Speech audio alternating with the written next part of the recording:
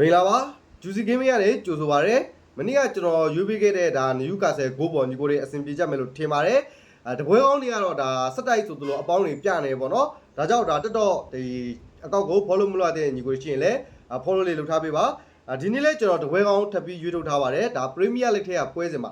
Premier League မှာဒီနေ့စုစုပေါင်းကစားပွဲ9ပွဲရှိတယ်ဒီ9ပွဲရမှာကျွန်တော်အကြိုက်ဆုံးတပွဲကိုရွေးထုတ်ပြီးတော့မှာဖြစ်ပါတယ်ဒီပွဲကတော့ Nottingham Forest နဲ့ Wolverhampton တို့ဒါချင်းပြိုင်ကစားကြမယ့်ပွဲစဉ်ဖြစ်ပါတယ်လက်ရှိပေးထားတာကတော့ England Nottingham Forest ကနေဒါတစ်လုံးကို90စာပေးပြီးတော့ဂိုးပေါင်းကြီးမှာနှလုံးကိုအပြည့်ရှုံးဆိုပြီးပေးတယ်ဒီကြီးကမှန်တယ်လို့ထင်တယ်ဒါကြောင့်ဒါဒီနေ့ပွဲမှာကျွန်တော်အနေနဲ့ဒီ Nottingham Forest နဲ့ဒါ Wolverhampton ကိုရွေးချယ်ခြင်းဖြစ်ပါတယ်ဒီနေ့တဲ့နောက်ဆုံးကစားထားတဲ့တွေ့ဆုံမှု head to head တွေကိုကြည့်ရမယ်ဆိုနောက်ဆုံးအနည်းဆက်ဆုံး9ပွဲအထိကျွန်တော်တို့ကြည့်မယ်ဆိုရင်ဒါ2ကြိမ် Nottingham Forest ကနိုင်ထားတယ်ပြီးတော့ဒီ3ချိန်ကိုတော့တည်ကြထားတယ်ပြောရမယ်ဆိုနောက်ဆုံးကစားထားတဲ့9ပွဲမှာ Wolverhampton အနေနဲ့ဒါ Nottingham Forest ကိုနိုင်ထားခြင်းမရှိဘူးပြီးတော့ဒီနေ့ကဒါ Nottingham Forest England ဖြစ်တဲ့အတွက်ကြောင့်ဒါ Nottingham Forest ဘက်ကဒါတစ်လုံးကို90စားဆိုပြီးပေးတာလို့ကျွန်တော်အနေနဲ့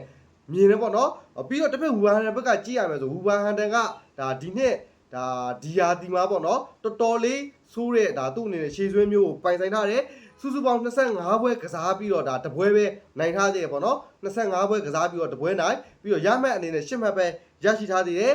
တစ်ဖက်ဒါ Nottingham Forest ဘက်ကကြည့်မယ်ဆိုရင်တော့ဒါ Nottingham Forest အနေနဲ့ဒါနောက်ဆုံးကစားထားတဲ့9ပွဲမှာသူ့အနေနဲ့2ပွဲနိုင်2ပွဲရှုံးဆိုပြီးတော့ဒါတပွဲတည်ရေးပေါ့နော်ပြောရမယ်ဆိုရင် Nottingham Forest နဲ့ Wolverhampton နဲ့ဂျားမှာတော်တော်လေးကွာတယ်လို့ကျွန်တော်အနေနဲ့မြင်တယ်ပြီးတော့တစ်ဖက်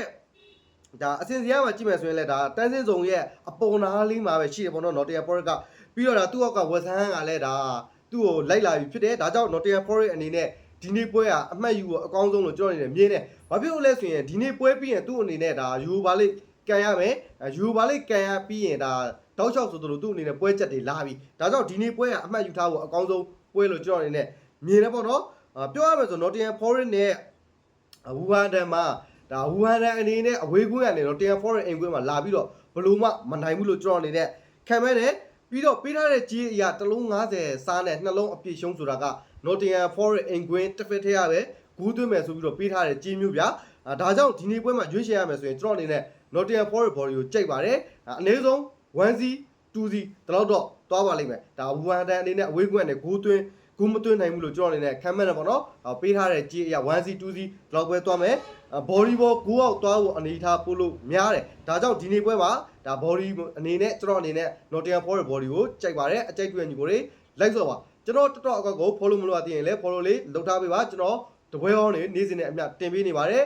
Telegram ကိုဒါမ join ရသေးတဲ့ညီကိုရှင်းလဲ Telegram ကို join ထားပါနော်